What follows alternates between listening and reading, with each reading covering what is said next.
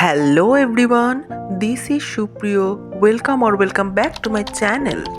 আজকে হচ্ছে 3rd জুলাই, এখন বাজে প্রায় 3:45।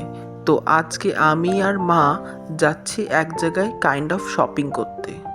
তো কোথায় যাচ্ছি, কিভাবে যাচ্ছি সেই আপডেট তোমাদের দিতে থাকবো। তো দেখতে থাকো আর সঙ্গে থাকো। তো আমরা ডাকবাংলো লাজবাবের সামনে থেকে টোটোতে উঠলাম। তো প্রথমে আমরা যাব হেলাবরতলা। তো আজকে আমি আর মা ফার্স্ট টাইম যাচ্ছি নীলগঞ্জ হাটে। তো এটা হচ্ছে হেলাবরতলা থেকে ব্যারাকপুর যেতে গেলে এই হাটটা পড়ে। তো ফার্স্ট টাইম আমরা যাব কোথাও, তো এক্সাইটমেন্ট খুবই রয়েছে। তো হেলাবরতলা থেকে আমরা বাসে করে নীলগঞ্জের দিকে যাচ্ছি। চারপাশে বড় বড় বিল্ডিং থাকলেও তার সামনে পিছনে অনেক গাছ রয়েছে। তো সেটা তোমরা ভিডিওতে দেখতেই পাচ্ছ। তো সবুজ গাছপালা দেখলেই জানো আমি কতটা এক্সাইট হয়ে যাই। তো বলতে বলতে আমরা নীলগঞ্জ হাটে পৌঁছে গেলাম। তো হাটে ঢুকে দেখি যে যেরকম বিভিন্ন সিনেমা, বিভিন্ন ইউটিউব ভিডিওতে যেরকম দেখেছি সেরকমই। তো চারপাশে বিভিন্ন জিনিস বিক্রি হচ্ছে। তো আমি দেখছিলাম চারপাশে ঘুরে ঘুরে। তো প্রথমেই আমরা সবজি বাজারের দিকে যাব। তো এই সব জিনিস প্রথমেই আমরা উপেক্ষা করে নিচ্ছিলাম ওই জন্য। তো সবজি বাজারে যাওয়ার জন্য আরও কিছুটা সময় লাগবে। দেখো চারপাশে বিভিন্ন দোকান ছাড়াও, সবজির দোকান, ফলের দোকান ছাড়াও এখানে জামা কাপড়ও বিক্রি হচ্ছিল। তো জামা কাপড় যারা হাট থেকে কেনে তারা কিনছিল। তো আমরা এইসব দেখতে দেখতে সবজি বাজারে পৌঁছে গেলাম।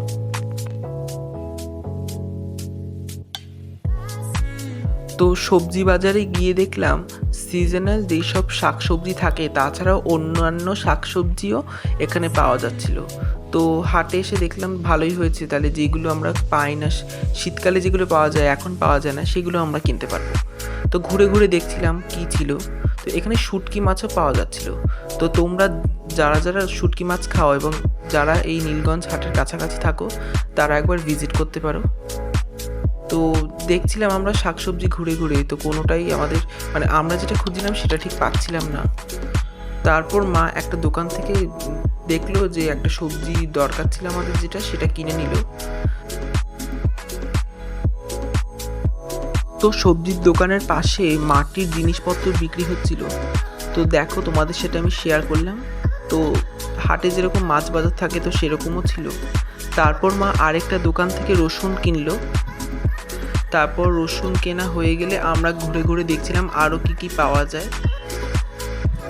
হাটে শাকসবজি, ফল, মাছ এইগুলো ছাড়াও নিত্য প্রয়োজনীয় জিনিসও পাওয়া যাচ্ছিল। তো আমরা আরও ঘুরে ঘুরে দেখছিলাম, ফার্স্ট টাইম এসেছি বলে। তারপর একটা দোকানে দেখলাম মিনি সিঙ্গাড়া বিক্রি হচ্ছে। তো সেখান থেকে মিনি সিঙ্গাড়া আর আলু চিপস কিনে নিলাম। তারপর একটা দোকানে গিয়ে দেখি পাঁপড় বিক্রি হচ্ছে অনেক রকম। তো আমি পাঁপড় খেতে খুবই ভালোবাসি, সেই জন্য আমরা পাঁপড় কিনে নিলাম। তার মধ্যে প্রচণ্ড জোরে ঝড় শুরু হলো। তো আমরা তাড়াতাড়ি করে সব দোকান দেখছিলাম কি পাওয়া যায় কি না পাওয়া যায়। তো সেখান থেকে মা আরও কিছু ওই রান্নার মশলা কিনে নিল, আর আমি তার ফাঁকে একটু লস্যি খেয়ে নিলাম। তারপর ঝড় অতিরিক্ত জোরে শুরু হয়ে গেছিলো বলে আমরা আবার বাসে উঠে গেলাম। তো বাসে উঠেই আমরা যেখানে সিট পেয়েছিলাম সেখানেই বসে গেছি।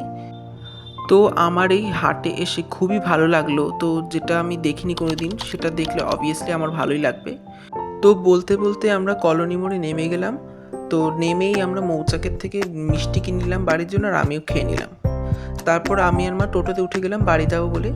তো তখন ঝড়টা কমে গেছিলো ঠিকই, কিন্তু মেঘলা মেঘলা ছিল আকাশটা। ঝড় বন্ধ হলেও কিন্তু আমরা বাড়িতে পৌঁছতে পৌঁছতে বৃষ্টি শুরু হয়ে গেছিলো। তো টোটোতে থাকাকালীনই অল্প অল্প গুড়ি গুড়ি বৃষ্টি পড়ছিল।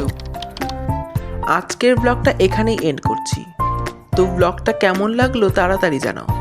ভালো লাগলে লাইক, কমেন্ট অ্যান্ড শেয়ার। আর হ্যাঁ, সাবস্ক্রাইব করতে ভুলবে না কিন্তু। দেখা হচ্ছে নতুন কোনো ভিডিওতে। ততক্ষণের জন্য বাই।